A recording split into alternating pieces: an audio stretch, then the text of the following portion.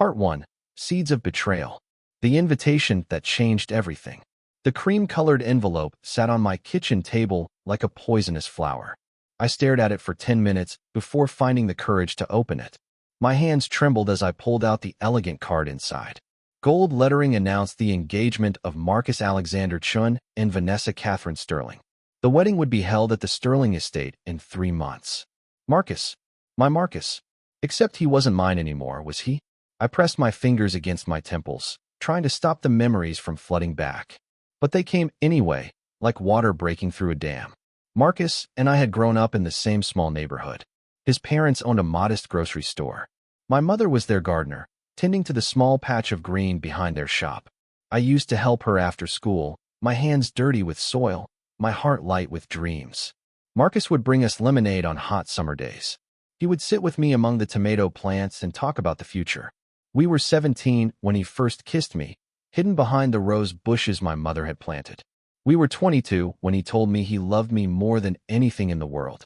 We were 25 when he disappeared without a word. The ghost of love passed. 3 years had passed since that day. 3 years since I woke up to find his apartment empty, his phone disconnected, his family refusing to tell me where he had gone.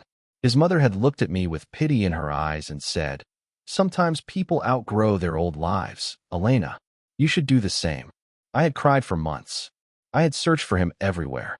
I had blamed myself, wondering what I had done wrong. Was it because I was still helping my mother with her gardening business? Was it because I didn't wear expensive clothes or know which fork to use at fancy restaurants? Was it because I was the gardener's daughter, and that would never be enough? But then something inside me changed. The grief turned into fuel. I took the pain and planted it deep, like a seed in dark soil. I watered it with determination instead of tears. I went back to school and finished my degree in landscape architecture. I worked 3 jobs to pay for it. I studied every night until my eyes burned. And I discovered something. I was brilliant at it. My designs were different from everyone else's.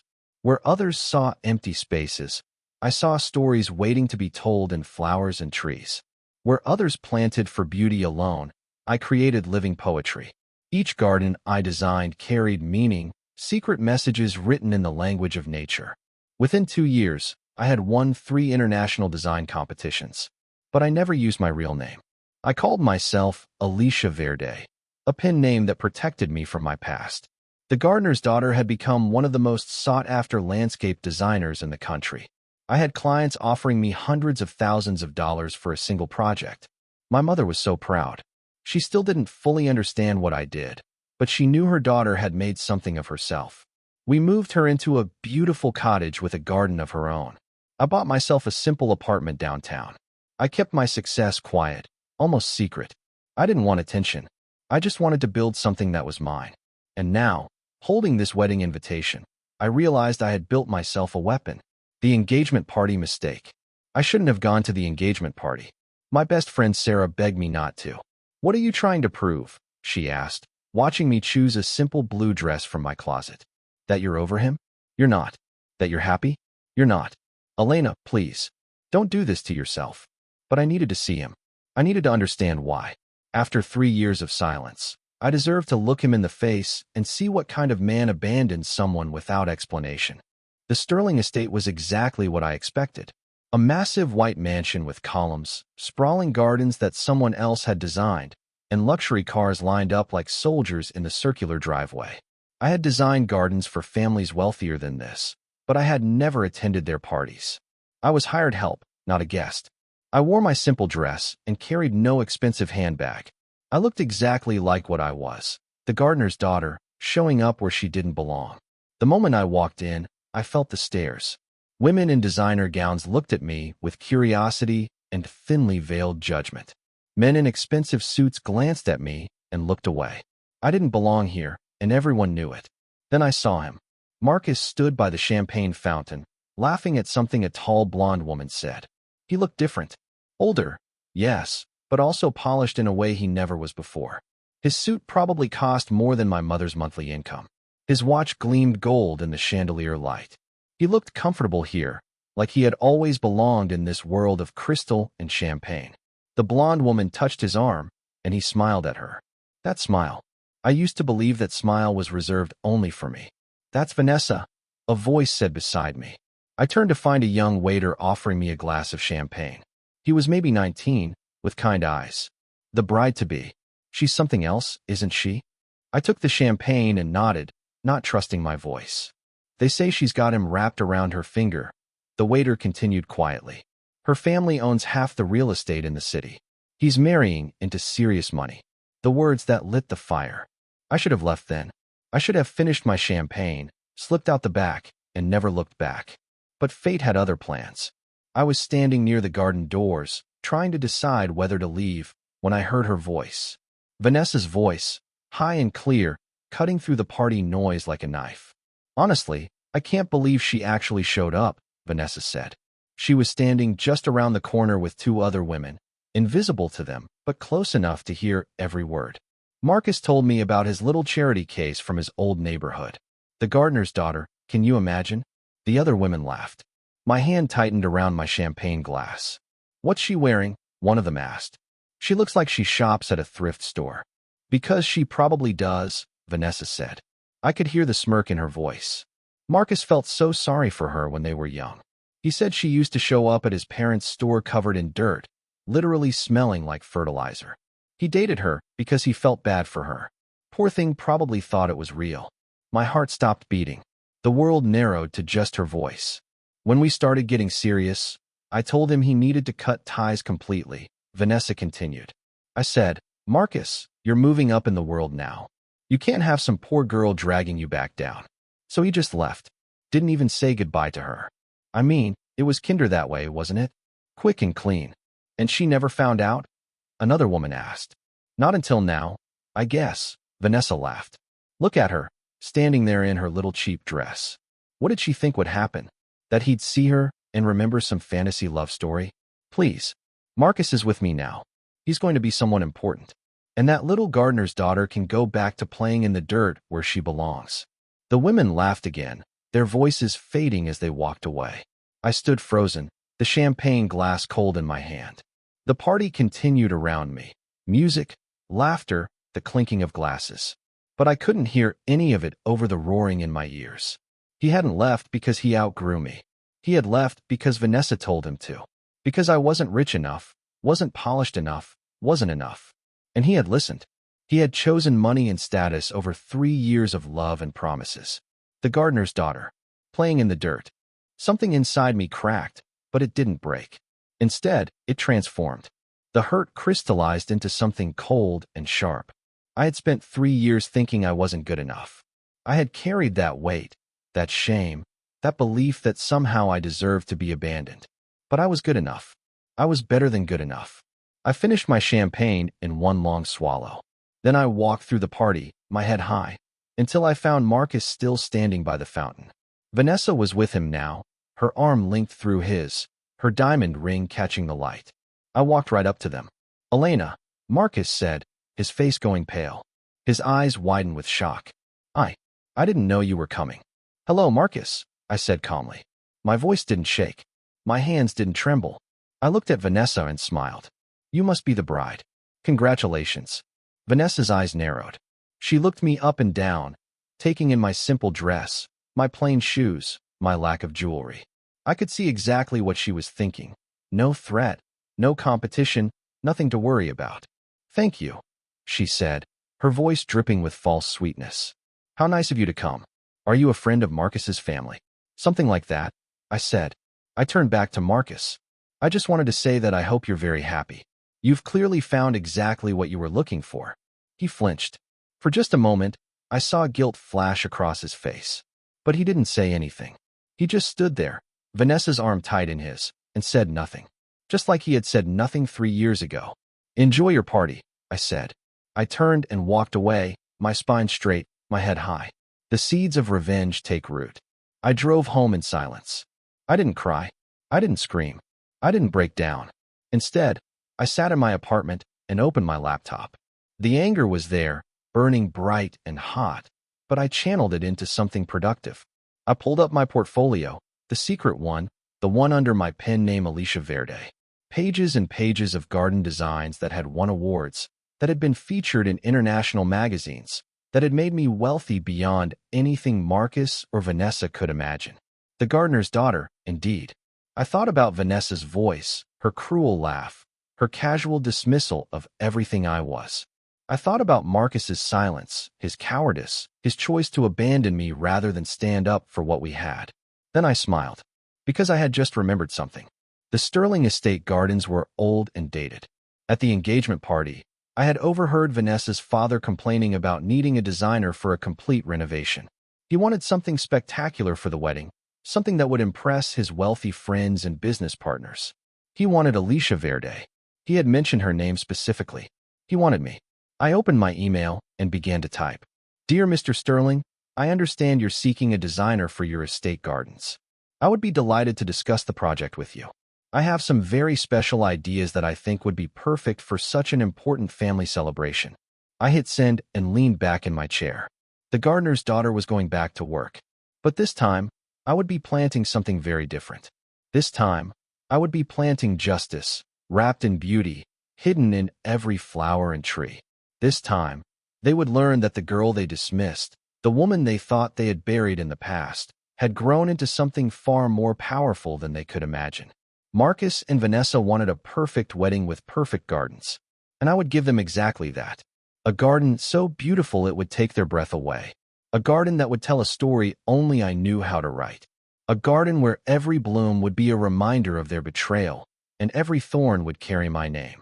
The seeds of revenge had been planted long ago, in the soil of their cruelty. Now it was time to watch them grow to see. The designer arrives. Mr. Sterling's office was everything I expected from a man who built his fortune in real estate. Dark wood panels, leather chairs, and walls covered with photos of properties he owned. He sat behind his massive desk, looking at my portfolio on his computer screen with growing excitement. Alicia Verde, he said, pronouncing my pen name carefully. I've been trying to book you for 6 months. My wife showed me your Tokyo garden design last year. Absolutely stunning. When I heard you might be available, I couldn't believe our luck. I smiled politely, my hands folded in my lap. I wore a designer suit today, one of the many expensive things I owned but rarely showed. My hair was styled differently, pulled back in an elegant twist. I wore subtle makeup and gold earrings. I looked nothing like the simple girl in the blue dress from the engagement party. The Sterling Estate is a beautiful property, I said. I drove by it last week to get a sense of the space. Your gardens have good bones, but they need a complete reimagining for a modern aesthetic. Exactly. Mr. Sterling leaned forward. My daughter Vanessa is getting married in 3 months. She wants something spectacular. Money is no object. I want every guest at that wedding to walk through those gardens and know that the Sterling family doesn't do anything halfway. 3 months.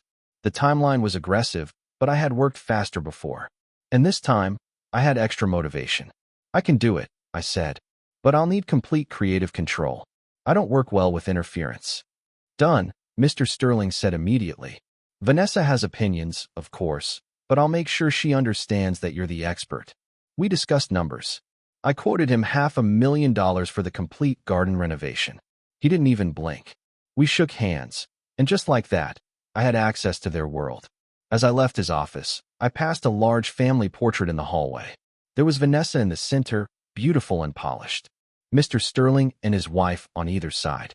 And there, standing slightly apart from the rest, was a younger man I hadn't noticed at the engagement party. He looked about my age, with dark hair and serious eyes.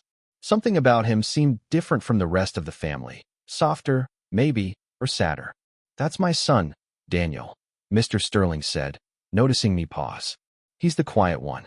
Vanessa's younger brother. He handles the charitable side of our business. You'll probably meet him during the project. He spends a lot of time in the gardens. I nodded and filed that information away. Then I walked out into the sunlight, my contract secured, my plan in motion. The gardener's daughter was coming home. The design sessions began. I started work the following Monday. The Sterling Estate gardens covered 3 acres of land, large enough to create something truly spectacular. I spent the first week walking every inch of the property, taking notes, sketching ideas.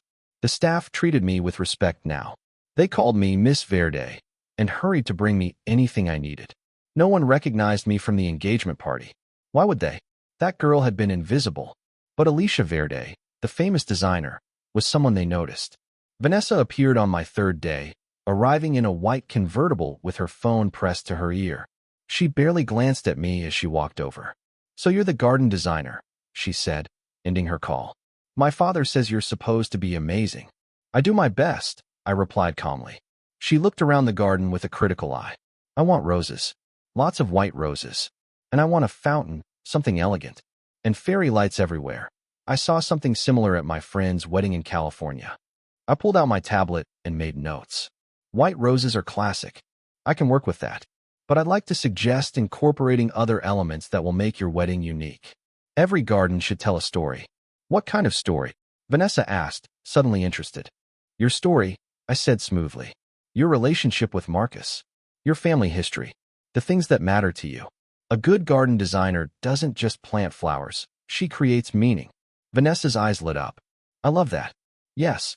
I want everyone to see how perfect we are together. How perfect this whole thing is." Over the next few weeks, I met with Vanessa regularly. She talked constantly about herself, her plans, her vision of perfection. I listened carefully, taking notes, asking questions. And slowly, I began to understand exactly who she was. She was cruel to the staff, snapping at gardeners when they didn't move fast enough, making maids redo work that was already perfect. She talked about Marcus like he was a prize she had won, not a person she loved. She complained about his old friends, his modest family, his lack of sophistication when they first met. "I had to train him," she said one afternoon, laughing as we reviewed flower samples.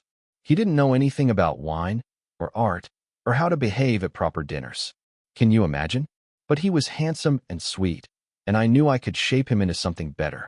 Shape him, like he was clay, not a human being with his own heart and dreams." I smiled and made notes. "Yellow roses for jealousy," I wrote. "White lilies for death of the old self. Purple hyacinth for sorrow and regret." My garden was taking shape, and Vanessa had no idea what story it would really tell. The accidental meeting. I was measuring the space for the central fountain when I heard footsteps behind me. I turned to find the young man from the portrait, Daniel Sterling, walking toward me with a gentle smile. "You must be Alicia Verde," he said, extending his hand. "I'm Daniel. Sorry I haven't introduced myself earlier. I've been in Boston for work." I shook his hand. His grip was firm but kind. Up close, I could see he had the same green eyes as Vanessa, but his held warmth where hers held ice. "Nice to meet you," I said. "Your father mentioned you work with charities?" "I run the family foundation," he said. "We fund education programs, mostly. Scholarships for kids from low-income families who want to study art, music, architecture, things like that." Something in my chest tightened. "That's beautiful work." "It's important work," he corrected gently.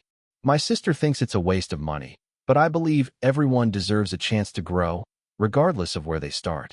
We talked for a while about the garden design. Unlike Vanessa, Daniel asked thoughtful questions. He noticed things, the way I positioned plants to create shade, the symbolic meanings of certain flowers. "You're putting forget-me-nots along the eastern border," he observed. "Those are for remembrance, aren't they? For not forgetting where you came from." I looked at him sharply. He smiled. "I studied literature in college," he explained. "The language of flowers was one of my favorite subjects. Most people don't know it anymore, but gardens used to be how people sent messages they couldn't speak aloud." "You're right," I said carefully. "Not many people understand that anymore." "But you do," he said. "That's what makes your designs special. They have layers. They mean something." For the first time since starting this project, I felt seen. Really seen. It was unsettling and comforting at the same time. Daniel visited the garden often after that. He would bring coffee and sit on a bench while I worked, reading, or just watching the flowers grow. We talked about books, art, and life. He never asked personal questions, never pushed for information I didn't offer. He was just there, present in a way that felt rare and precious. One afternoon, he asked, "Are you happy? With your work, I mean?" I paused, my hands in the soil. "Yes," I said. "Creating something beautiful from nothing. That makes me happy, even when the people you're creating it for don't deserve it." I looked up at him. His green eyes were steady, knowing. "What makes you think they don't deserve it?" I asked carefully. "I know my sister," he said quietly. "I love her, but I'm not blind to who she is. And Marcus?" He shook his head. "I don't know what happened, but something about their relationship has always felt wrong to me. Like he's playing a part instead of living his life. I didn't respond. I couldn't. I'm sorry, Daniel said. That was inappropriate. Your job is to design a garden, not to judge my family. It's okay, I said. Sometimes the truth is inappropriate. He smiled sadly. Yes, it often is. The discovery that changed everything. 6 weeks into the project, Marcus finally appeared at the estate. I was directing the installation of the fountain when I heard his voice behind me. Elena. I turned slowly. He stood 10 feet away, staring at me like he was seeing a ghost. I had wondered when this moment would come. Hello, Marcus, I said calmly. What are you doing here? His voice was barely a whisper. Working. I'm the garden designer for your wedding. The color drained from his face. You're your Alicia Verde? Surprised? I kept my voice professional, detached. I've been using a pen name for my work. Turns out the gardener's daughter had some talent after all. He stepped closer, his eyes desperate. Elena, please. I need to explain. There's nothing to explain, I interrupted. You made your choice 3 years ago. I'm just here to do my job. It wasn't like that, he said urgently. You don't understand. Vanessa told me. He stopped abruptly. Told you what? I asked, curious despite myself. He looked around nervously, making sure we were alone. Can we talk? Privately? Please, Elena. There are things you don't know. Against my better judgment, I agreed. We walked to a secluded corner of the garden, away from the workers and the house. Vanessa told me you were dead, Marcus said in a rush.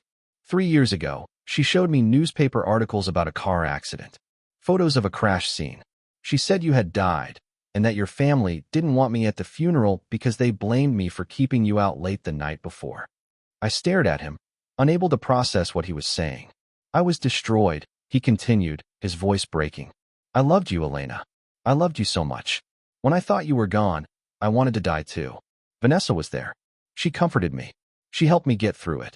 And eventually, I convinced myself that maybe I could love again. That you would want me to be happy. The articles, I said slowly. The photos. They were fake. They must have been, Marcus said. But they looked so real. The newspaper names, the dates, everything. I never questioned it because why would I? Why would anyone make up something so horrible? Because she wanted you. I said, the pieces falling into place. She saw something she wanted, and she took it. And the easiest way to take you was to make me disappear. Marcus's face crumpled. I'm so sorry. I should have tried harder to find out the truth. I should have contacted your mother, your friends.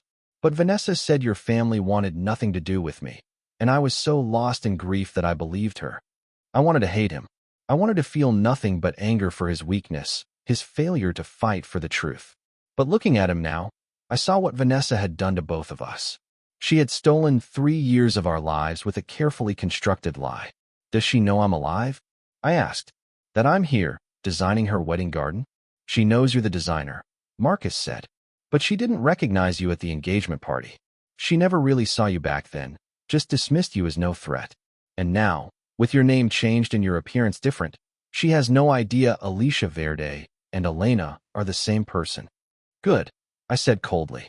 Elena, please, Marcus grabbed my hand. I know I don't deserve forgiveness. I know I should have been stronger. But I loved you. I still don't. I pulled my hand away. Don't say you still love me. You're marrying her in 6 weeks. I don't want to marry her, he said desperately. Not now? Not after finding out the truth. Elena, we can tell everyone what she did. We can stop this wedding. We can. We can do nothing, I said firmly. This is my decision to make, not yours. You lost the right to make decisions about us 3 years ago when you chose to believe the easy lie instead of fighting for the truth. What are you going to do? I looked back at the garden taking shape behind us. Flowers blooming in patterns only I understood. Paths leading to revelations only I could create. I'm going to finish my job, I said. I'm going to design the most beautiful garden your wedding has ever seen. And when I'm done, everyone will understand exactly what kind of woman Vanessa really is. How? Marcus asked.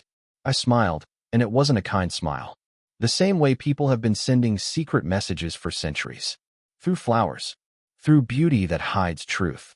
Your wedding garden will tell the story of Vanessa's lies, Marcus. Every bloom will be a word. Every arrangement will be a sentence. And by the end of the ceremony, Everyone who knows anything about the language of flowers will understand what she did. And then, and then you'll have to decide who you really are, I said. The coward who stayed silent while his mother was insulted, while his first love was erased. Or the man you promised me you would be all those years ago. I walked away, leaving him standing among the half-finished flower beds. My hands were shaking, but my mind was clear. Vanessa had faked my death to steal my life. Now I would use my life to reveal her truth. The garden takes its final shape. The last 4 weeks flew by in a blur of planting, arranging, and perfecting every detail. Daniel continued to visit, and our friendship deepened. He never asked about Marcus, never pushed me to explain the tension that had appeared in the garden since that day. But one evening, as we sat watching the sunset paint the sky orange and pink, he said, "Whatever you're planning, I hope it brings you peace. Not just revenge. Peace. Can't I have both?" I asked. "Maybe," he said thoughtfully. "But revenge is like poison. It might hurt the person you give it to, but it also lives inside you. Peace is different. Peace means you can finally let go. What if I'm not ready to let go? Then at least make sure that when you're done, you're still you," Daniel said. "Don't let their cruelty turn you cruel. That's how they win." His words stayed with me as I made the final preparations. The garden was almost complete. White roses for new beginnings, but also for secrecy and silence. Yellow carnations for disappointment and rejection. Orange lilies for hatred and disdain. Geraniums for stupidity and foolishness. Purple hyacinth for deep regret. And in the center, where the wedding ceremony would take place, I planted a special arrangement. Red roses mixed with white. A symbol of unity, yes, but also of flower bleeding into another. Purity stained by passion, truth corrupted by lies. The garden was breathtaking. Even the workers stopped to stare as the final touches came together. Vanessa walked through it a week before the wedding and actually cried. "It's perfect," she said, wiping her eyes. "It's exactly what I wanted." "You're a genius, Alicia." "Thank you," I said. "Every flower has been chosen specifically for your story." She didn't hear the double meaning in my words. She never did. The night before the wedding, I stood in the completed garden alone. The fairy lights twinkled above. The fountain bubbled softly. The flowers released their evening perfume into the air. Tomorrow, this garden would host a wedding. Tomorrow, the truth would bloom like the flowers around me. Tomorrow, Vanessa and Marcus would stand in my creation and face the consequences of their choices. But tonight, I allowed myself one moment of doubt. Was Daniel right? Would this revenge bring me peace, or would it just leave me empty? I touched a white rose petal, soft as silk under my fingers. The gardener's daughter had grown thorns. The question was whether those thorns would protect me or just make me bleed. I would find out tomorrow. The morning of the wedding. I woke up at 5 in the morning on the day of the wedding. The sun hadn't risen yet, and the world was still painted in shades of gray and blue. I made coffee and sat by my window, watching the city slowly come to life below me. Today was the day. 3 months of planning. 3 months of careful design. 3 months of planting seeds that would finally bloom into truth. My phone buzzed with a text from Daniel. "The garden looks like a dream. Whatever happens today, thank you for creating something beautiful." I smiled. Over the past few weeks, Daniel had become something unexpected, a friend, maybe more. He never pushed, never demanded to know my secrets. He just existed beside me, steady and kind, like a tree that offers shade without asking for anything in return. Another text came through, this one from Sarah. "I know you're doing something today. Please be careful. Please don't lose yourself in this. Love you." I replied to both with simple thank you messages, then got dressed. I chose a deep green dress, elegant but simple. My mother had taught me that green was the color of growth, of life pushing through darkness into light. Today felt appropriate for green. By 7 in the morning, I arrived at the Sterling estate. The wedding wasn't until 4 in the afternoon, but I wanted to check every detail, make sure every flower was perfect. This was my masterpiece, after all. It needed to be flawless. The garden looked breathtaking in the early morning light. The dew still clung to the petals, making each bloom sparkle like it was covered in diamonds. The white roses I had planted created flowing rivers of ivory throughout the space. The fountain at the center bubbled softly, surrounded by carefully arranged flowers and patterns that told my story. I walked slowly through the paths, checking each arrangement. Here, the yellow carnations spoke of disappointment. There, the orange lilies whispered of. I walked slowly through the paths, checking each arrangement. Here, the yellow carnations spoke of disappointment. There, the orange lilies whispered of the morning of the wedding. I woke up at 5 in the morning on the day of the wedding. The sun hadn't risen yet, and the world was still painted in shades of gray and blue. I made coffee and sat by my window, watching the city slowly come to life below me. Today was the day. 3 months of planning. 3 months of careful design. 3 months of planting seeds that would finally bloom into truth. My phone buzzed with a text from Daniel. The garden looks like a dream. Whatever happens today, thank you for creating something beautiful. I smiled. Over the past few weeks, Daniel had become something unexpected, a friend, maybe more. He never pushed, never demanded to know my secrets. He just existed beside me, steady and kind, like a tree that offers shade without asking for anything in return. Another text came through, this one from Sarah. I know you're doing something today. Please be careful. Please don't lose yourself in this. Love you. I replied to both with simple thank you messages, then got dressed. I chose a deep green dress, elegant but simple. My mother had taught me that green was the color of growth, of life pushing through darkness into light. Today felt appropriate for green. By 7 in the morning, I arrived at the Sterling estate. The wedding wasn't until 4 in the afternoon, but I wanted to check every detail, make sure every flower was perfect. This was my masterpiece, after all. It needed to be flawless. The garden looked breathtaking in the early morning light. The dew still clung to the petals, making each bloom sparkle like it was covered in diamonds. The white roses I had planted created flowing rivers of ivory throughout the space. The fountain at the center bubbled softly, surrounded by carefully arranged flowers in patterns that told my story. I walked slowly through the paths, checking each arrangement. Here, the yellow carnations spoke of disappointment. There, the orange lilies whispered of. Are you? I countered. He smiled sadly. I've been ready to see my sister face consequences for a long time. She's been cruel to so many people, but she's still my sister. So no, I'm not ready. But I understand why it needs to happen. You know what I'm doing? I asked, surprised. I'm not stupid, Elena, he said gently. I figured out who you really are about 3 weeks ago. The way you look at Marcus when you think no one's watching. The way you chose every flower with such careful intention. The way my sister doesn't recognize you even though you were at the engagement party. My heart stopped. You know my real name? I did some research, he admitted. Marcus's family used to shop at my father's stores. I remembered the story about his old girlfriend who disappeared. When I put it together with the timing, with the way Vanessa talks about making Marcus leave his past behind, it wasn't hard to figure out. Are you going to tell her? I asked. No, Daniel said firmly. Whatever you're planning, she deserves it. I've watched my sister destroy people for years. She thinks money and beauty give her the right to treat others like toys. It's time someone taught her differently. Why are you helping me? Daniel looked at me for a long moment. Because you're not doing this out of cruelty. You're doing this for justice. There's a difference. And because. He hesitated.